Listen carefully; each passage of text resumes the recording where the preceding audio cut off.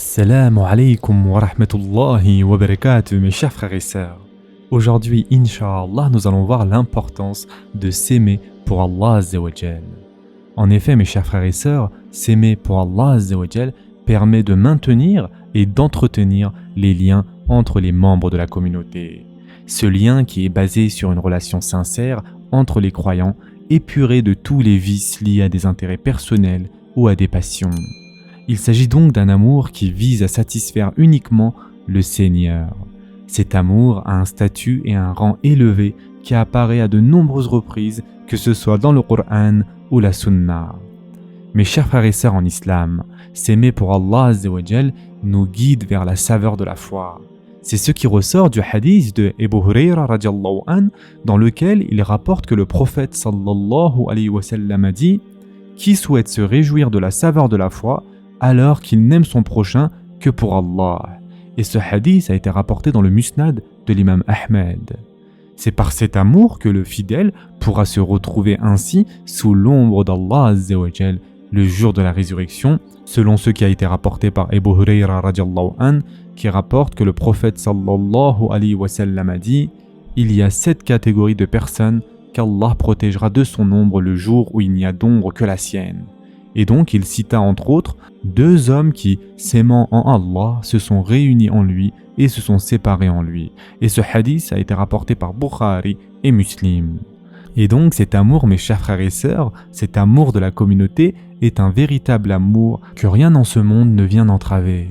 Il subsiste jusqu'à ce que la mort les sépare. Et si cet amour n'était pas sincèrement pour la satisfaction d'Allah Azza wa Jal, il n'aurait pu se maintenir et perdurer. De plus, Allah Azza wa Jal aime toute personne qui aime son prochain pour Allah, comme il a été rapporté dans le hadith de Abu Darda radiallahu an, qui a dit que le prophète sallallahu alayhi wa sallam a dit « Il n'y a pas 2 hommes qui s'aiment pour Allah et que l'un et l'autre ignorent ce que ressent son coreligionnaire sans qu'Allah n'aime davantage celui des 2 qui ressent le plus d'amour pour son frère. » Et ce hadith a été rapporté par At-Tabarani. Et dans un autre hadith Qudsi, Allah Azza wa Jal dit « Mon amour est acquis à ceux qui s'aiment en moi, qui se réunissent pour moi, qui se visitent pour moi et qui dépensent l'un pour l'autre pour moi. » Et ce hadith a été rapporté donc dans le Al-Muwatta de l'imam Malik. Et enfin, mes chers frères et sœurs, un amour sincère pour Allah Azza wa Jal fait partie d'une foi complète, comme il a été rapporté de Abu Umama, qui rapporte que le prophète sallallahu alayhi wa sallam a dit « Celui qui aime pour Allah, déteste pour Allah, donne pour Allah, refuse pour Allah, a certes parfait sa foi. » Et ce hadith a été rapporté par Abu Daoud. Ceci signifie notamment que si tous les actes des membres et du cœur sont animés par la volonté de satisfaire le Seigneur, alors la foi du fidèle sera complète tant en apparence que dans son fort intérieur. Et si les actes des membres sont vertueux, cela veut dire que ceux du cœur le sont forcément, puisque si le cœur est vertueux et ne vise qu'à concrétiser la volonté d'Allah Azza wa Jal, il ne peut émaner des membres que des actes qui soient en accord avec cette volonté. Le fidèle s'empressera alors de réaliser tout ce qui satisfera le Seigneur et s'abstiendra de faire ce qu'il déteste. De plus, mes chers frères et sœurs, cet amour peut se renforcer et s'accroître en faisant ces petites choses, comme s'offrir des cadeaux, car ceci a de grandes répercussions et contribue à procurer du bonheur et à entretenir l'amour et l'amitié, mais aussi à éliminer la rancœur et à chasser l'aversion des cœurs. Et aussi petit ou insignifiant que soit ce cadeau, mes chers frères et sœurs, il est difficile d'en recenser ses effets psychologiques et dénombrer ses mérites.